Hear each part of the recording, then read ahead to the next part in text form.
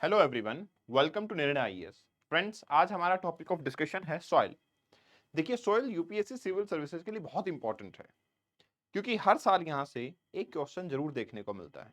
और इंपॉर्टेंट हो भी क्यों ना, क्योंकि आप सिविल सर्वेंट बनने वाले हो, you are going to work for the people of India. और जब पीपल ऑफ इंडिया की बात आती है तो डेफिनेटली आपके पास एग्रीकल्चर और सॉइल से एसोसिएटेड क्वेश्चन पूछे ही जाते हैं। तो चलिए सॉइल के बारे में डिस्कशन को स्टार्ट करते हैं। सबसे पहला और बेसिक सवाल कि सॉइल होती क्या है। देखिए, soil is actually the upper most layer on the earth surface. Earth surface के ऊपर, अर्थ के क्रस्ट के ऊपर जो अपर मोस्ट लेयर होती है which is in touch with the environment, उसको एटमॉस्फेयर के जो टच में है उसको हम क्या कहते हैं? सॉइल कहते हैं। Soil is the top most part, ठीक है। बट इंपॉर्टेंट थिंग ये होती है कि सॉइल बड़े लंबे टाइम में डेवलप होती है। It take very very long time. अगर हम सॉइल के 2 to 4 सेंटीमीटर के थिकनेस के डेवलपमेंट की बात करें तो इट टेक्स अराउंड 500 ईयर्स, मतलब बहुत लंबा टाइम लगता है सॉइल को डेवलप होने में। इसलिए सॉइल से एसोसिएटेड प्रॉब्लम्स जो हैं उनको हमें बड़ी जल्दी ही टैकल करना चाहिए। सॉइल डिग्रेडेशन, सॉइल इरोजन, उसको हमें अगर जल्दी से टैकल नहीं किया तो हम एक रिक्लेमेबल स्टेज पे पहुंच जाते हैं जहां से वापस रिक्लेम करना सॉइल को मुश्किल हो जाता है। तो soil is the thin and top layer of the earth crust, जिसके अंदर क्या होते हैं? आपके बहुत ही फाइन पार्टिकल होते हैं और वो बहुत फाइन पार्टिकल के अंदर आपका ऑर्गेनिक मैटर मिक्स होता है। ये जो ऑर्गेनिक मैटर सॉइल के अंदर मिक्स होता है इसको हम ह्यूमस कहते हैं। और एक इंपॉर्टेंट चीज सॉइल के कैरेक्टर से एसोसिएटेड, जितना ज्यादा सॉइल में ह्यूमस होगा उतने ही डार्क कलर सॉइल आपकी देखने को मिलेगी, ठीक है। जितना ज्यादा ह्यूमस होगा उतनी ही डार्क कलर सॉइल जो है आपको देखने को मिलेगी। जो सॉइल की स्टडी होती है उसको हम बोलते हैं पेडोलॉजी। और जो सॉइल के बनने का प्रोसेस होता है उसको बोलते हैं हम पेडोजेनेसिस। जैसे होता है ना फ्रंटोजेनेसिस, साइक्लोजेनेसिस।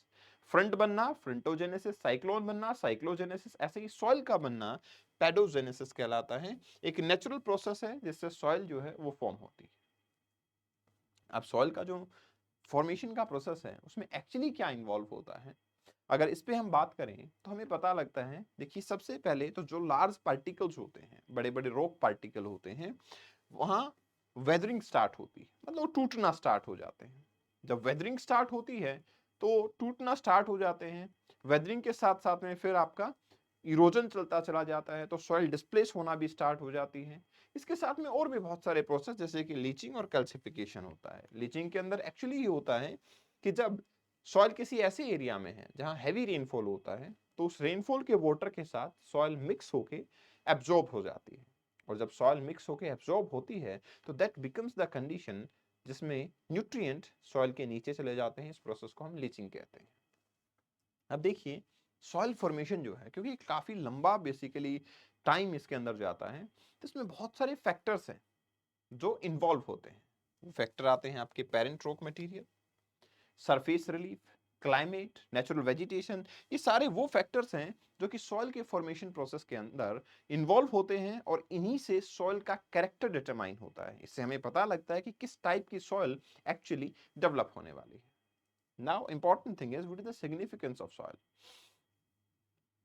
अगर हम सॉइल को डिस्कस ही कर रहे हैं तो हम सिग्निफिकेंस के बारे में भी बात करेंगे कि what is the significance of soil. देखिए, सॉइल जो है that is a foundational part for the agriculture. क्योंकि सॉइल फर्टाइल है तो आपकी जो क्रॉप्स हैं, आपके जो सीड्स हैं, उनको सफिशिएंट न्यूट्रिएंट्स मिल पाएंगे। और जब उनको सफिशिएंट न्यूट्रिएंट मिलेंगे तो नेचुरली वो ग्रो अप करके अपना साइज को एनलार्ज कर पाएंगे। फिर सॉइल वाटर फिल्ट्रेशन में हेल्प करती है। हम कितनी आसानी से ग्राउंड वाटर का यूज कर लेते हैं, लेकिन वो वाटर किसने फिल्टर किया? सॉइल ने। वाटर इस पे फॉल डाउन हुआ, बेसिकली पोर्स जो हॉल अवेलेबल थे वहां से वाटर जो है नीचे जाना शुरू होता है। फिर आती है हैबिटेट ऑफ द ऑर्गेनिज्म। बहुत सारे ऑर्गेनिज्म जो हमारी बायोडाइवर्सिटी है उसमें हैबिटेट का काम जो है वो कौन करता है? सॉइल करती है। Then it comes to the nutrient cycle of the soil. देखिए, सॉइल जो है न्यूट्रिएंट साइकिलिंग में बहुत हेल्प करती है।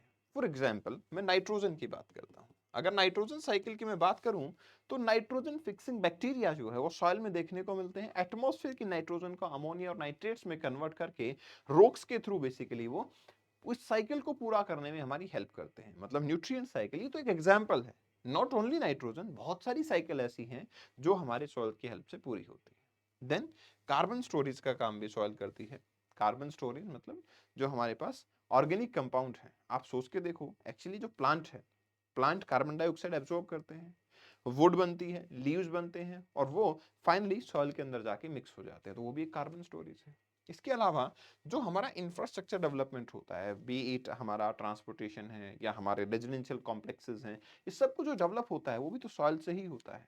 और soil as a raw material भी काम करती है। जैसे सीमेंट इंडस्ट्री के अंदर सॉइल के बहुत सारे पार्ट्स जो हैं उसको यूज किया जाता है, और सॉइल की अपनी कल्चरल सिग्निफिकेंस भी होती है। और हो भी क्यों ना, सॉइल से मेजोरिटी ऑफ पॉपुलेशन की इकोनॉमिक कंडीशंस डिटरमाइन हो रही हैं, तो कल्चरल एस्पेक्ट भी उसी से एसोसिएट करते हैं, राइट। हमारे कितने सॉन्ग्स देखने को मिलते हैं बॉलीवुड में, मेरे देश की धरती सोना उगले उगले हीरे मोती, है ना। तो ये जो धरती है, सॉइल है, उसके बारे में बात होती है, क्योंकि वहाँ पे एग्रीकल्चर जो है वो इंडिया के अंदर प्रीडोमिनेटिंग है, ठीक है। नाउ इंपॉर्टेंट थिंग इज कि सर जैसे बताया कि सॉइल की फॉर्मेशन में बड़ा लंबा टाइम लगता है, तो व्हाट आर द फैक्टर्स जो कि सॉइल फॉर्मेशन के लिए अकाउंटेबल होते हैं। तो फैक्टर्स में सबसे पहले हम बात करते हैं पेरेंट मटेरियल की। फैक्टर में सबसे पहले बात आती है आपके पेरेंट मटेरियल की। When it comes to the parent material, तो पेरेंट मटेरियल मतलब जिन रॉक्स के डिसोसिएशन से, फ्रेगमेंटेशन से सॉइल बनने वाली है, वो होते हैं सॉइल के पेरेंट मटेरियल। तो अब पेरेंट मटेरियल में आइडियली अगर आयरन ज्यादा है तो सॉइल रेड कलर की बनेगी, अगर वो वॉल्केनिक रॉक्स हैं तो सॉइल ब्लैक कलर की बनेगी। तो जैसे हमारे पेरेंट्स होते हैं, उससे हमारा जेनेटिकल मॉडिफिकेशन और जेनेटिकल मेकअप होता है, उसी तरीके से मेकअप जो है आपका सॉइल का भी हो जाता है, सॉइल भी उसी हिसाब से फॉर्म होती है। What ever the kind of material the parent material is, उसी से डिसोसिएट होकर सॉइल बनती है। सेम आपका क्लाइमेट आता है। देखिए, क्लाइमेट बहुत इंपॉर्टेंट फैक्टर है, क्योंकि क्लाइमेट के according temperature, wind condition, rainfall condition, ये सब डिटरमाइन होती हैं, और हमें ये पता लगता है कि सॉइल के अंदर डिग्रेडेशन, उसका वेदरिंग, ये सब जो है इनकी क्लाइमेटिक कंडीशंस पे डिपेंड करता है।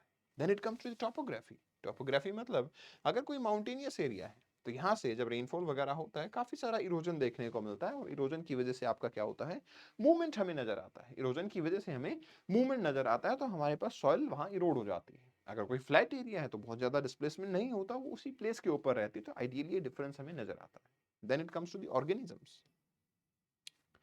When it comes to the organisms, तो ऑर्गेनिजम्स की बात आती है, तो यस, ऑर्गेनिज्म से ही बायोलॉजिकल वेदरिंग होती है, और उस बायोलॉजिकल वेदरिंग से ही हमारे पास सॉइल की प्रोसेस फॉर्मेशन की फास्ट अप हो पाती है। दूसरा, जो ऑर्गेनिजम्स हैं, जब वो डाई आउट होते हैं तो ऑटोमेटिकली वहां से आपका पार्टिकल्स जो हैं वो धीरे धीरे ऐड होते हैं, और ह्यूमस बढ़ जाता है soil.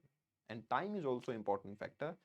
Last but not list, देखिए, जब सॉइल के पार्टिकल साइज की बात की जाती है, तो उसके बेसिस पे भी हम सॉइल को कभी सैंडी सॉइल बोलते हैं, कभी एलुवियल सॉइल बोलते हैं, कभी आपका क्ले साइज बोल देते हैं। तो टाइम के हिसाब से ही वो पेरेंट मटेरियल धीरे धीरे फ्रेगमेंट हुए हैं और स्मॉलर साइज में कन्वर्ट हुए। तो time is also very very important factor when it come to the soil formation. तो हमारे कुछ तो ऐसे फैक्टर्स हैं जिनको हम एक्टिव फैक्टर की कैटेगरी में डालते हैं, और कुछ ऐसे फैक्टर हैं जिनको हम पैसिव फैक्टर की कैटेगरी में डालते हैं। एक्टिव फैक्टर में आते हैं पेरेंट मटेरियल, रिलीफ या टोपोग्राफी, और टाइम। जब हम पैसिव फैक्टर की बात करते हैं तो क्लाइमेट एंड वेजिटेशन, ये दो इंपॉर्टेंट फैक्टर हमें देखने को मिलते हैं। तो एक्टिव फैक्टर के अंदर पेरेंट मटेरियल, रिलीफ और टाइम आ जाता है, और पैसिव फैक्टर के अंदर आपका क्लाइमेट और वेजिटेशन हमें देखने को मिलते हैं। चलिए थोड़ा सा डिटेल में इनको डिस्कस करते हैं। तो जब भी मैं बात कर रहा था पेरेंट मटेरियल की, तो मैंने आपको एग्जांपल दिया कि जैसे हमारे जीन्स मेकअप जो है वो पेरेंट्स के अकॉर्डिंग डिटरमाइन होता है, वैसे सॉइल का भी होता है। कौन सी सॉइल बनेगी ये पेरेंट मटेरियल के ऊपर डिपेंड करता है। जैसे एंशिएंट क्रिस्टलाइन या मेटामॉर्फिक रॉक्स हो सकते हैं, गोंडवाना रॉक्स हो सकते हैं, डेक्कन बेसाल्ट हो सकता है। डिफरेंट टाइप्स ऑफ रॉक्स हैं, डिफरेंट टाइप्स ऑफ मिनरल्स हैं, तो सॉइल भी डिफरेंट टाइप की नेचुरली ही बन जाएगी। तो देखिए यहाँ पे अगर आप देखेंगे कि कोई रॉक ऐसे हैं सर जिसमें आयरन का प्रेजेंस ज्यादा है, तो सॉइल रेड बन जाती है। अगर आयरन का प्रेजेंस थोड़ा सा कम होता है तो वो सॉइल येलो कलर की भी देखने को मिलती है। तो इट्स डिपेंड कि किस मटेरियल की प्रेजेंस ज्यादा है। Then it come to the climate. Climate में टेम्परेचर होता है, रेनफॉल होता है, ये दो इंपॉर्टेंट फैक्टर हैं जो सॉइल फॉर्मेशन के लिए काम आते हैं, राइट। क्लाइमेट की जब बात करते हैं तो टेम्परेचर एंड रेनफॉल, ये दो मोस्ट इंपॉर्टेंट फैक्टर हैं जो कि सॉइल फॉर्मेशन में काम आते हैं। ये डिटरमाइन करते हैं कि इसके इफेक्टिवनेस की, वेदरिंग का इफेक्टिवनेस कैसा होगा। भाई अगर टेम्परेचर काफ़ी हाई है, फिर कूल हो जाता है, फिर हाई टेम्परेचर होता है, फिर कूल हो जाता है, तो इस प्रोसेस से सम सॉर्ट ऑफ हम ये कह सकते हैं एक्सपेंशन कॉन्ट्रैक्शन होता है, तो वेदरिंग में हमें हेल्प मिलती है, राइट। ऐसे ही क्लाइमेट के अकॉर्डिंग ही रेनफॉल भी डिटरमाइन होता है। रेनफॉल ज़्यादा हो रहा होता है, इरोजन ज़्यादा होगा, रेनफॉल कम हो रहा होता है, इरोजन भी कम होगा। तो क्लाइमेट एक इंपॉर्टेंट फैक्टर हो जाता है जो हमारी आउटकम्स को डिटरमाइन करता है, ठीक है। जैसे आपके क्रिस्टल्स, ग्रेनाइट क्रिस्टल्स, उससे लेटराइट सॉइल प्रोड्यूस होती है, ठीक है, मॉनसूनल सीजन के अंदर। लेकिन अगर यही आपका पार्ट ड्राई सीजन के अंदर देखने को मिलेगा बिट, तो आपकी एरिड सॉइल डेवलप हो जाएगी। तो ये क्लाइमेट ही है जो इंपॉर्टेंट फैक्टर के तौर पे देखा जा सकता है, राइट। Next is topography. जैसा मैंने आपको बताया था कि टोपोग्राफी भी बहुत इंपॉर्टेंट रोल प्ले करती है। हिली रीजन है, प्लेटू एरिया है, प्लेन एरिया है, इसके ऊपर डिपेंड करेगा, इरोजन हो सकता है, डिस्प्लेसमेंट हो सकता है, डिपोजिशन हो सकता है, व्हाट विल बी हैपनिंग। जैसे चंबल रेवाइंस है, तो वो एक बेडलैंड टोपोग्राफी, एक रोलिंग टोपोग्राफी उसी हिसाब से बनी हुई है, वहां पे बहुत ज्यादा इरोजन देखने को मिलता है as per the topography. But when it come to the Indo Gangetic plain, तो यहाँ इरोजन की बजाय डिपोजिशन देखने को मिलता है, ठीक है ना। इंस्टेड ऑफ इरोजन यहाँ पे क्या देखने को मिलता है आपका, डिपोजिशन देखने को मिलता है। तो there is a huge difference between the erosion and depositional perspective, right, when it comes to the topography. तो टोपोग्राफी में आप देख सकते हो जैसे ये हिली एरिया है, काफी स्लोपिंग एरिया है, तो यहाँ जब रेनफॉल होगा तो इरोजन यहाँ पे देखने को मिल जाएगा। डिस्प्लेसमेंट जो है पर्टिकुलरली यहाँ पे हमें ऑब्जर्व होगा। Then it comes to the organisms. Organisms जो हैं वो भी इंपॉर्टेंट रोल प्ले करते हैं।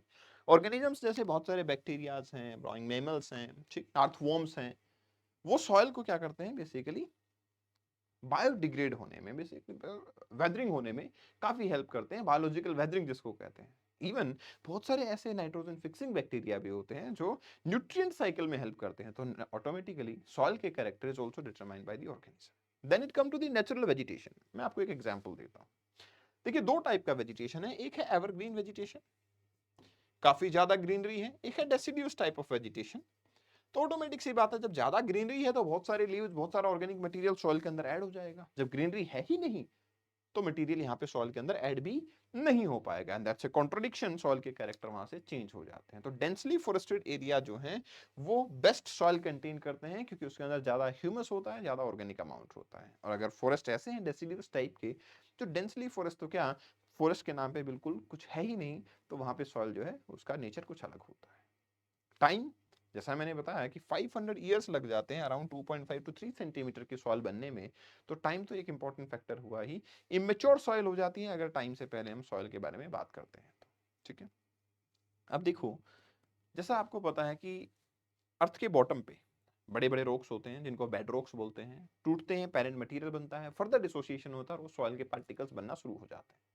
ये जो प्रोसेस आप देख रहे हो ना, इसमें अलग अलग हॉराइजन्स जो हैं वो हमें डेवलप होते नजर आते हैं। मतलब हर एक लेयर का कैरेक्टर जो है वो सॉइल के अंदर कुछ अलग लेवल पे देखने को मिलता है। तो जब हम सॉइल प्रोफाइल या हॉराइजन की बात करते हैं तो इट्स अ वर्टिकल सेक्शन, ठीक है, it's a vertical section of soil, जो ये दिखाता है कि लेयर बाय लेयर कौन से डिफरेंट लेयर जो है यहाँ पे प्रेजेंट है। हर एक लेयर जो है वो एक हॉराइजन के नाम से जाना जाता है, जिसके अपने फिजिकल और केमिकल कैरेक्टरिस्टिक्स और प्रॉपर्टीज होते हैं। उसी के हिसाब से हम सॉइल प्रोफाइल को डिफाइन करते हैं। तो when it comes to the soil profile, तो सॉइल प्रोफाइल कुछ ऐसे होती है, जैसे अपर जो पार्ट है उसको ओ होराइजन बोलते हैं, लेकिन ये सब जगह नहीं होता। जहां पे ऑर्गेनिक मटेरियल ज्यादा, वहां पे ये अवेलेबल है। उसके बाद ए आता है जो कि टॉप सॉइल है। जब टॉप सॉइल के अंदर ज्यादा लीचिंग हो जाती है, लीचिंग अभी बताया मैंने कि रेनफॉल होगा, बहुत सारे न्यूट्रिएंट जो है सॉइल के नीचे चले जाएंगे, उससे ई लेयर बनती है जिसको एलिवेशन बोलते हैं। जहां लीचिंग नहीं होती वहां ई लेयर भी नहीं होती है। Then it comes to the B layer जो कि सब सॉइल है, और सी जो पेरेंट मटेरियल है, और आर जो है वो बेड रॉक होता है। इस तरीके से हॉराइजन जो है वो डिस्क्राइब होते हैं, अवेलेबल होते हैं when it comes to the soil profile, जब सॉइल प्रोफाइल का सवाल आता है, ठीक है।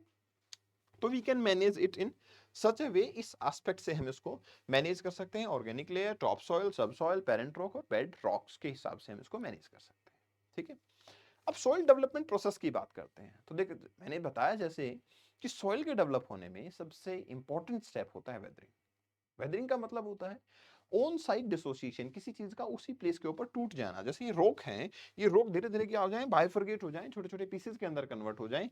मैकेनिकल, केमिकल, बायोलॉजिकल, तीनों वेदरिंग हो सकती है। फिजिकल फोर्स लगा है, मैकेनिकल वेदरिंग है। केमिकल फोर्स लगा, केमिकल वेदरिंग है। और बायोलॉजिकल एक्टिविटी से कुछ वेदरिंग हो रही है तो बायोलॉजिकल वेदरिंग वो कहलाती है, ठीक है। So that is the process जो हम ये फॉलो करते हैं। अब इससे देखो यार, अलग अलग टाइप की सॉइल हमें देखने को मिलती है। इंडिया में भी डाइवर्स टाइप की सॉइल है, alluvial soil, black soil, red soil, arid soil, mountainous, lateritic. Let's have a look on each type of soil individually. सबसे पहले आती है एलुवियल सॉइल।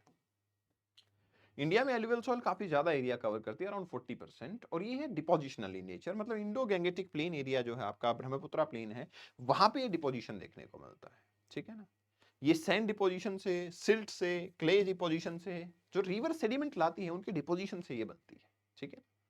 ये एक इमेच्योर सॉइल होती है। इमेच्योर इसलिए बोलते हैं क्योंकि ये डिपोजिशन से बनी है, वहां पे ही कोई डिसोसिएशन या फ्रेगमेंटेशन नहीं हुआ जिससे सॉइल देखने को मिलती है। इंपॉर्टेंट ये है कि ये नाइट्रोजन और फास्फोरस के अंदर पुअर होती है, इसलिए जब हम इसमें एग्रीकल्चर करते हैं तो हम फर्टिलाइजर्स का यूज करते हैं, हमें फर्टिलाइजर को यूज करना ही पड़ता है। Then it comes to the black soil. Black soil आपको मिलती है महाराष्ट्र में, एमपी में, आंध्रा, गुजरात और कुछ एरिया तमिलनाडु का भी है, राजमहल हिल्स के आसपास का रीजन भी इसमें आता है। ये बसाल्टिक सॉइल है। जो बसाल्ट है, लावा डिपॉजिट हुआ, वो डिसोसिएट हुआ, सॉइल बन गई है।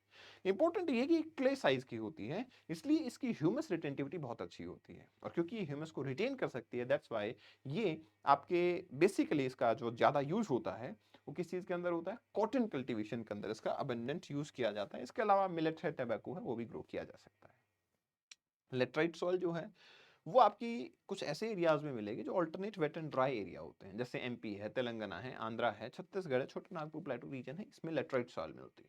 ठीक है। It is form due to weathering of crystals या मेटामॉर्फिक रॉक्स की वेदरिंग होगी, उससे ये फॉर्म होती है। ठीक है। सैंड टू क्ले इसका नेचर देखने को मिलता है, एसिडिक नेचर की ये सॉइल होती है। मैग्नीशिया और फॉस्फेट, नाइट्रोजन, ये इंपॉर्टेंट कंपाउंड इसके अंदर प्रेजेंट होते हैं। सिग्निफिकेंस की बात करें अगर सॉइल की, तो ये वाटर को रिटेन नहीं कर सकती। फर्टिलाइजर्स का यूज करेंगे, इरिगेशन करेंगे तो डेफिनेटली इसमें व्हीट, कॉटन या पल्सेस वगैरह ग्रो कर सकते हैं। ठीक है। फिर आती है एरिड या डेजर्टिक सॉइल। एक्चुअली ये सॉइल की टाइप जो है ये मॉइस्चर और आपके क्लाइमेट के ऊपर ज्यादा डिपेंडेंट है। मतलब अगर मॉइस्चर कम है तो फिर आइडियली क्या होगा, ये एरिड या सेमी एरिड सॉइल होगी। पंजाब, हरियाणा, राजस्थान इस बॉर्डर के ऊपर हमें देखने को मिल जाती है। ठीक है ना। Sand is blown in the south west direction. Monsoon आती है, मॉनसून के हिसाब से विंड चलती है और विंड से सैंड जो है ब्लो आउट हो जाता है। अरावली का रेन शेडो रीजन देखने को मिलता है, इसलिए सैंडी सॉइल वहां पे ज्यादा देखने को मिलती है। ठीक है। अब क्योंकि इवेपोरेशन होता है इसमें बहुत ज्यादा, तो सोल्ट वहां पे रह जाते हैं और ये सॉइल जो है सलाइन हो जाती है। अगर इरिगेशन फैसिलिटीज अवेलेबल हो तो इस सॉइल के ऊपर भी एग्रीकल्चर की जा सकती है। Then saline soil, this is particularly saline soil.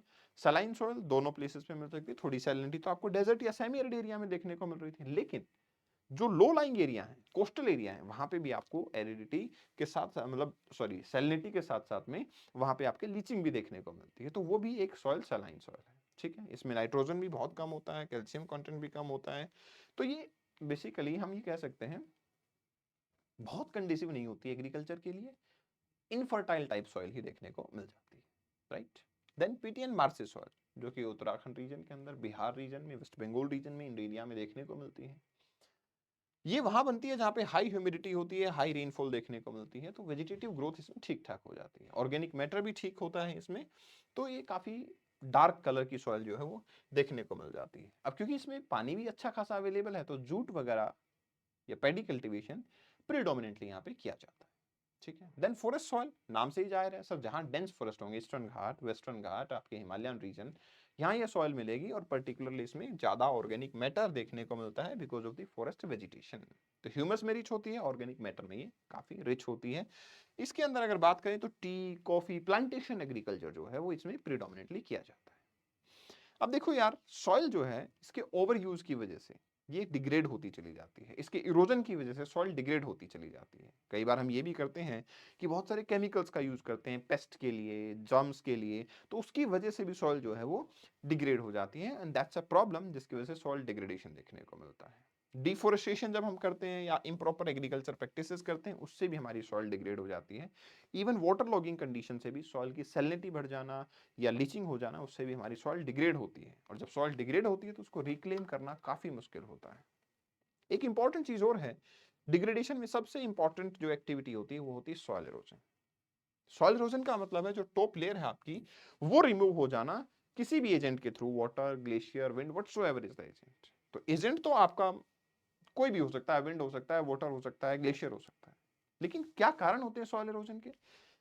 या तो माइनिंग करना, माइनिंग में ऑब्वियसली बहुत सारा एरिया ओपन एक्सपोज हो जाएगा, तो इरोजन हो सकता है। विंड, विंड इरोड कर सकती है। हम डिफोरेस्टेशन कर रहे हैं, तो ऑब्वियसली वो लैंड ओपन हो जाती है और जो रूट्स आपकी बाइंड करके रखे हुए थे वो भी खत्म हो गई है। देन ओवर ग्रेजिंग, ये भी सॉइल को डायरेक्टली एक्सपोज करती है। वाटर रन ऑफ, सरफेस से काफी सारा वाटर रन ऑफ हो रहा है, या फिर एग्रीकल्चर प्रैक्टिसेस फॉल्टी हैं, या आपने कोई क्रॉप ग्रो की है, बहुत ज्यादा टिलेज किया है और अब आपको क्रॉप हटा दिया और सॉइल ओपन है, तो ये भी प्रैक्टिस हो सकती है जिससे सॉइल इरोजन होता है। ठीक, तो देखो यार, वाटर इरोजन में sheet erosion, splash erosion, reel erosion या गुली इरोजन होता है, और विंड इरोजन भी देखने को मिलता है। शीट इरोजन का मतलब होता है जब वाटर फ्लो कर रहा है, कंप्लीट शीट की सीट रिमूव हो गई। स्प्लैश इरोजन है जब वाटर के ड्रॉपलेट गिरते हैं तो एकदम से इरोजन होता है क्योंकि हाई फोर्स लग रहा है उस पर। रील इरोजन आपके चंबल वैली के अंदर देखने को मिलता है, जिसमें छोटी छोटी नालियां बन जाती हैं और वही एनलार्ज होकर गुली इरोजन की फॉर्म करते हैं। राइट, सवाल ये है कि सर सॉइल का डिग्रेडेशन तो हो रहा है, लेकिन हम इसका कंजर्वेशन कैसे कर सकते हैं? पहला तो देखो, हमारी जो फार्मिंग प्रैक्टिसेस हैं वो अच्छी होनी चाहिए। जैसे काउंटर प्लॉइंग कर सकते हैं, मतलब कि जहां सॉइल इरोजन होता है उसके काउंटर में हम प्लॉइंग कर सकते हैं। या हिली एरिया है जहां पे स्लोप काफी स्टीप है तो टेरेस फार्मिंग वहां पे कर सकते हैं। ज्यादा से ज्यादा एफोरेस्टेशन हमें करना चाहिए। क्रॉप्स को भी रोटेशन वाइज हमें ग्रो करना चाहिए, इससे क्रॉप भी अच्छी होती है और सॉइल के न्यूट्रिएंट भी अच्छे रह जाते हैं। इसके अलावा हम ये कह सकते हैं कि कुछ विंड ब्रेक्स जो है हमें क्रिएट करने चाहिए, वो किसी भी का सिस्टम से कर सकते हैं, बीच में पेड़ लगा सकते हैं, कुछ भी कर सकते हैं, इससे विंड ब्रेक्स होंगे, विंड स्लो स्पीड से चलेगी, हमारे पास इरोजन रुक जाएगा। Right, so this is all about the soil. इस पीडीएफ को आप डाउनलोड करेंगे कपिल भारद्वाज फॉर यू से, and this is my insta handle, you can follow me here. Thank you very much, best wishes, take care.